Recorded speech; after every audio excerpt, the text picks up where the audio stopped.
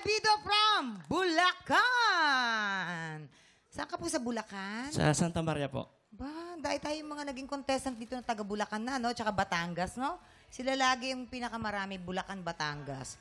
Aba, kumusta ka? Okay lang po. Kaya, si Toy Beats naman, oh. Yari ka. O, eto na. Tignan natin kung ano masasabi natin mga inampalan.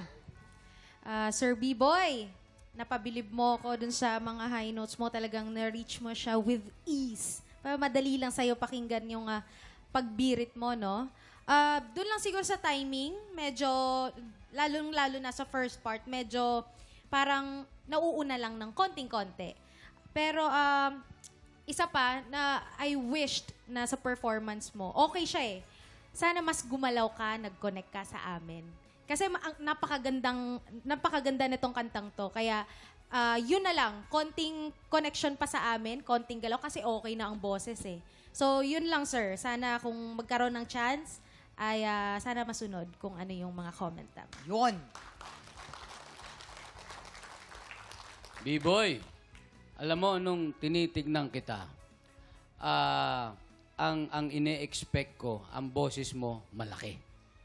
Kasi yung build mo, ang laki. Parang, ang dating, parang bodyguard. Action star. Action star. Yan, di ba? Yun ang dating. Nung kumanta ka na, manipis. Pero hindi, hindi negative. Ang ibig ko lang sabihin, mala air supply. Nasubukan mo na bang mag-air supply? O yun, okay. Karat mo ang air supply. Pwede mong yun ang quality ng boses mo. Medyo may konting lang sa diction.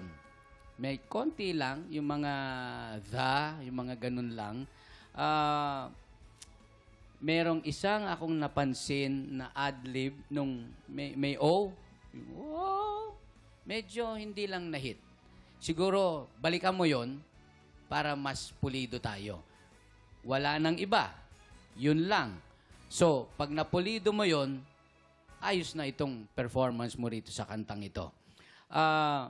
Maganda ang pag-atake mo nung matataas, parehong-pareho ng bigay ng air supply. Diba? Ganda. No. Maraming salamat po. Ito na. B-Boy, alamin naman natin kung anong scores ang ibibigay sa atin ng ating mga inampalan.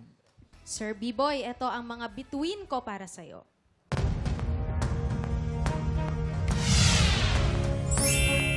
Three stars! Sir B-Boy, ito naman ang aking stars para sa inyo.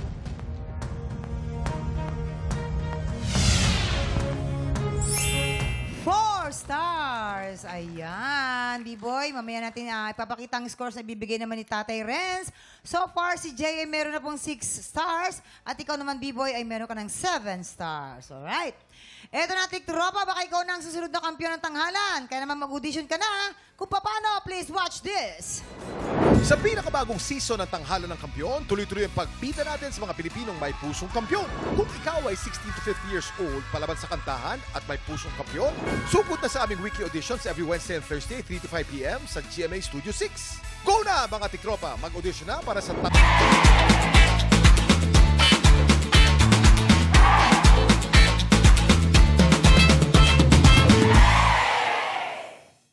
Tiktropa! Pinanood mo hanggang sa dulo itong video na to, very good ka! For more happy time, watch more TikTok Clock videos on our official social media pages and subscribe to GMA Network official YouTube channel.